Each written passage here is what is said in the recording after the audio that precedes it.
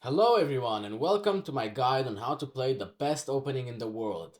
Well, at least for people under 2000 elo because the Scotch Gambit, this is the opening that I'm going to show today, is the opening that brought me to 2000 elo. And this is why I'm going to show you how to play it. So it starts with e4, and then after you play e4, your opponent has to play e5. Then you're going to develop your knight. The most common approach is they develop their knight too. And now you're going to push the pawn in the center. This is the Scotch game. Most of you people know it. It's the third most popular opening, right? But after they take it, most people would take back. And now your queen is pretty active. It can't really get kicked out easily as the knight has gone away. But now your opponent can kind of trade off the queen. And if you play something like e5 or maybe queen to e3, it's a bit passive and your development is going to be hard. Black is kind of getting counterplay. So the reason there is a more aggressive approach with bishop to c4. And the reason I'm going to show you this because it has a lot of traps and it also has a lot of hidden tactics and is going to give you a very aggressive position while still keeping it safe. And most opponents will not know how to react against this. So let's take the most popular approach, knight to f6. And here the first trap is going to come. We're going to push e5. And most people are going to think, well, where do I move my knight now? If I place it on h5, it's a bit passive. I can't really move it anywhere and maybe it can get targeted. Maybe it can get targeted. And you see, there is a move actually, but where do you actually put the knight, right? You may lose the knight. So most people after e5 are going to place it on g4, right? It's actually attacking a pawn. And here is the first trap, trap number one. You're going to just castle. Wait. Takes, takes, takes. I'm down a pawn. They just took my pawn in the center. Well, your rook to e1. Now you're going to pin the knight to the king. And you're going to play f4 and win the knight later on. Let's say bishop to e7. And then you can just take. Or if they try to defend the knight, you're going to play f4 and just going to straight up win the knight later on. And you're up a piece. So that is the first trap. And I'm going to show you a short continuation which is pretty interesting because Stockfish actually says that this is the best move. And you may think like, well, f4. Yeah, f4. But then he takes your bishop, you take the queen, and they take back. And they have a knight and a rook for a queen. Well, it's still better for you, right? You take this and are attacking the knight. What is he going to do? Go back? You take this as well. Now the position is crumbling apart. You can't even castle. You have taken another pawn and now you're actually in a pretty good advantage. You're going to develop this and then bring your rook and start an attack. And this is actually a very favorable position for you. And now we're going to jump straight up into the next move they can play. Because if people know the main line here, after e5, if they don't play knight g4, okay, this is a blunder. This is pretty bad because you can just chase the knight away and pretty soon you have a lot more development and have strong control of the center. This pawn is maybe going to fall in the future, and the reason for that is you're going to push, right? And I told you they have a move. This is not the move because you're just going to castle. This is not the move because the knight is too passive. Well, what is the move? The move is d5. d5 is an interesting approach if you think about it. Because takes, takes, and now they have a really strong center held together by everything. And if you ask Stockfish, white is much worse here. -3, even though they're just a pawn now. So this is not a thing you're supposed to play. And you already saw it. You're supposed to move the bishop out of the way, even though you could take their knight. And en passant is not the move either, because suddenly they get really fast development. And since you're down a pawn, since you gambited a pawn, and that's the Scotch Gambit, remember they took this pawn right here and you didn't take it back yet. It's bad. Okay, so they play d5. The best move is bishop to b5. And now their knight is under attack, right? and this knight is pinned. So what they have to do is jump in the center. This is actually the most common approach and is the most natural approach as well. So you're just going to take in the center, recapture our pawn, and also set pressure over here. By the way, this opening was considered very powerful until the rise of computers because it has so many traps in it. And people don't study this. That's why at the highest level, this is not so much played anymore. People like Wesley So used to play it, or even Magnus Carlsen used to play the Scotch game. But now people chose other openings because this one is refutable by grandmasters maybe. So you see, you're setting pressure over here. They have to defend it. This is the best approach from them. And you're going to take with the bishop. Now, if they take back with the bishop, which is actually the second most common approach, you're going to play knight takes. And after knight takes, you're just going to castle, kick the knight away, develop your pieces, and you're actually going to have a pretty comfortable and fine position. But the most common approach is they take with the pawn. They know that keeping the bishop pair is probably pretty good for them, but it doesn't really matter for us. We're just going to castle, and after they play bishop to c5, this is the most common approach, we're simply going to play f3. Why f3? Well, it's kicking the knight away, and this is protected by the queen.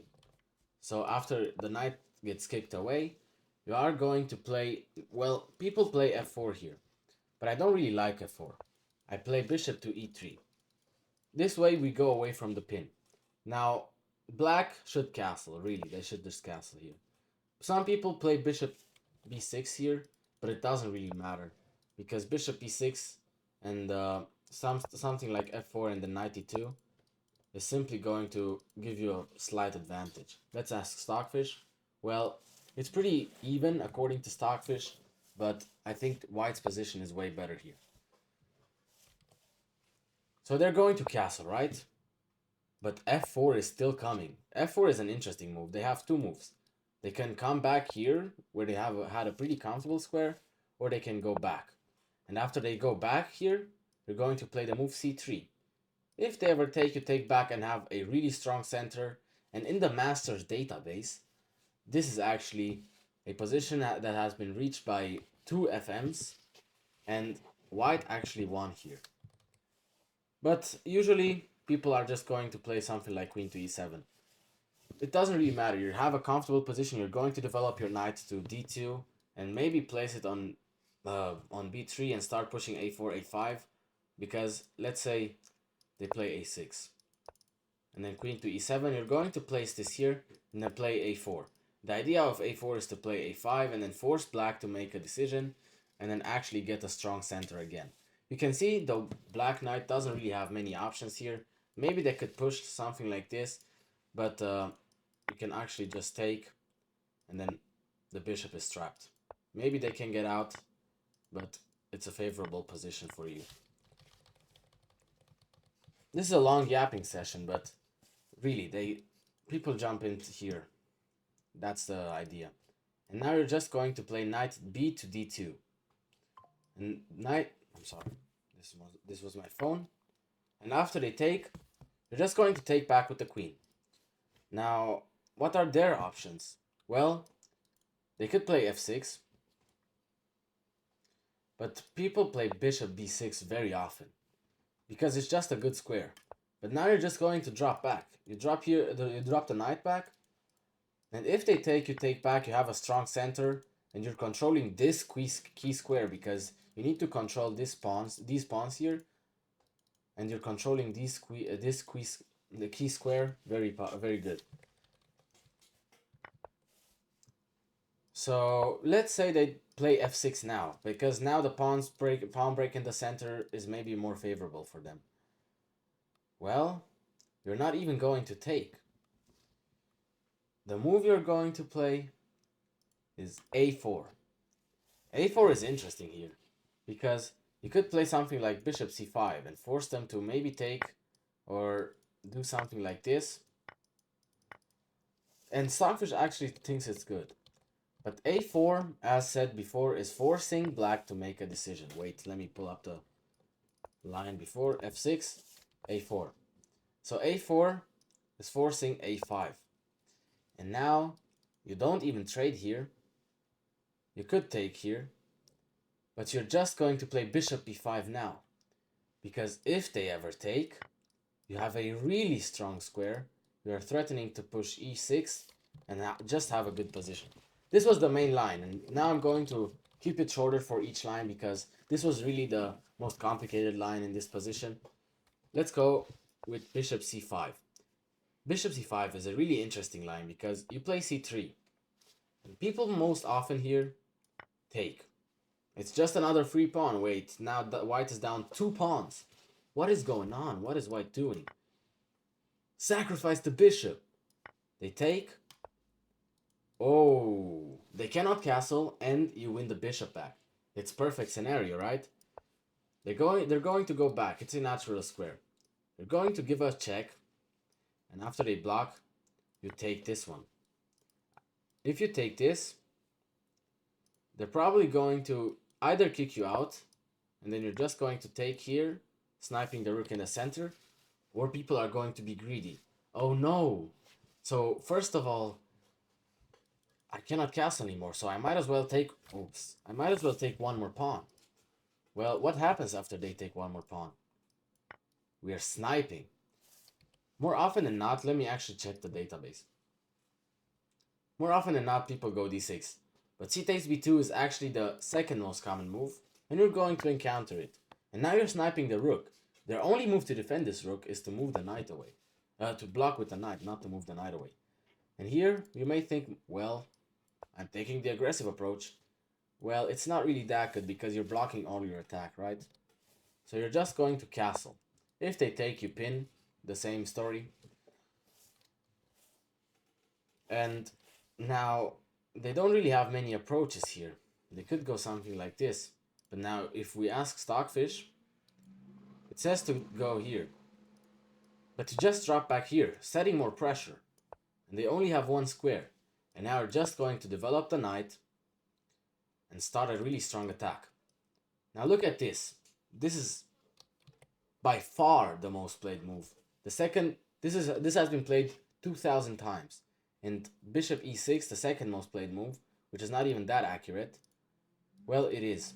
But this has only been played 300 times. So it's like 8 times, 10 times less popular. Bishop g4. A mistake. Well, what is going on? e5, key square. And you're watching this for free, but people would charge you $20 for such a course on Chessable. So just take. And what are you going to do? Well, take back. You see, this is under attack, and you're opening up everything. White is in a great position. Black is in trouble. Black has to take back. And now after they run here, if we ask Stockfish, it's +4. 4. This is why I'm saying this is the best opening. You think this may be just a normal approach. This is by far the most played move. But after e5, if they take, you're just going to take back. And after they take, you're not even going to take back, right? This is way more powerful.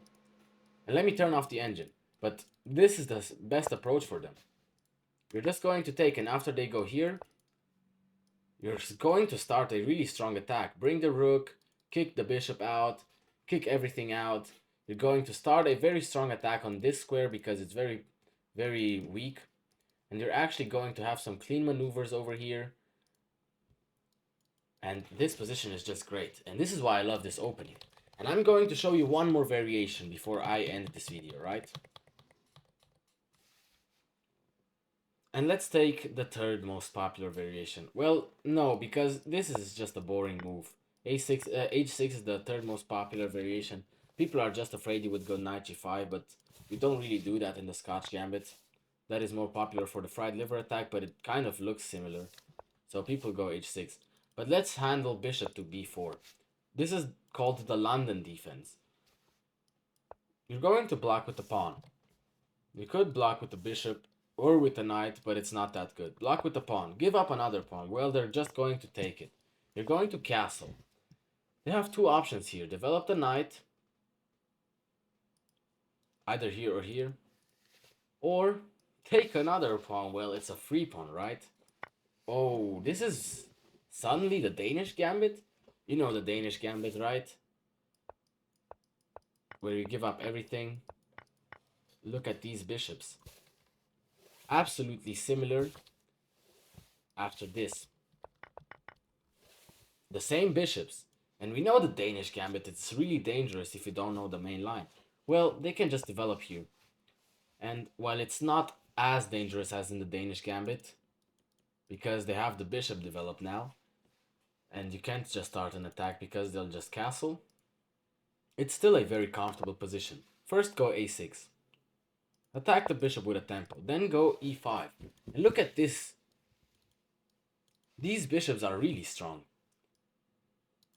I mean, their best move is to go on h5, I'm pretty sure. And yeah, you can see the biggest arrow is h5. And then after they go here, you can just kick them out. They cannot take because it's protected. So after they go here, you just develop the knight.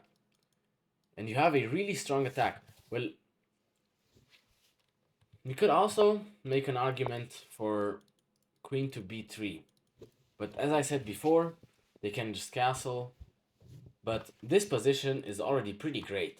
White is given +1 advantage here. And if you can take a +1 advantage from an opening, what more do you want? The best move is to play e6 here. And after they take, you're going to take here and you open up that sneaky diagonal. And that's the idea. They could castle, but now you're going to take. And this is even worse, like the pin. You could attack like this, you could harass them more. Or just develop the knight. This is why I'm saying this opening is really powerful. And I've not been talking crap all day long. And this is why I made this video, because I want to teach you how to win. And I've used this opening until I reached 2000 elo. Right now I'm at 2400 elo. And I've switched to some other tricky openings because I like to be an aggressive player. But stay safe. That's why I'm saying the Scotch Gambit. The Scotch Gambit, you see, they don't have an immediate attack on you. You're just going to develop the bishop. And they have just a few options here. Defend the pawn once again. They could play d6, but that's boring. You're just going to take and just have a lead in development here. If you look at these pieces, these are kind of passive. Your queen is active and it cannot be kicked out. So, if anything, the Scotch Gambit is really good. And if you memorize this line, I'm going to show you real quick. And here, you just castle and then play f3. They drop back and play bishop e3. This is literally a 10-move line. If you don't know this line, I mean, I don't know if you can memorize this. I just showed you 3 lines that are played the most with a bunch of traps. And if you don't think this video is the best Scotch Gambit video you'll ever see, I don't know what it is. I mean, this is literally the best position you could get out of in a game. And this is happening really often. And now they drop back with the knight to take. And if you don't like this, I don't know. Just play the Queen's Gambit or the London, I guess. Play the London. Come on, go play the London. No, but really, this is a really good opening. And I think you should play it. You should give it a try. And actually, let me know in the comments below if your opponent played something else and you didn't know what to play against it. And I'm going to tell you, or maybe cover it in another video, and I'm going to help you out. And yeah, I actually want you to try this opening out, because it's a really good opening. As I said, if they play one of these moves, you're going to take and play normally from there on, castle your king to safety. And all the lines are covered in the rest of the video that I've done before this. So if you like this video, don't forget to leave a like and subscribe. And see you next time.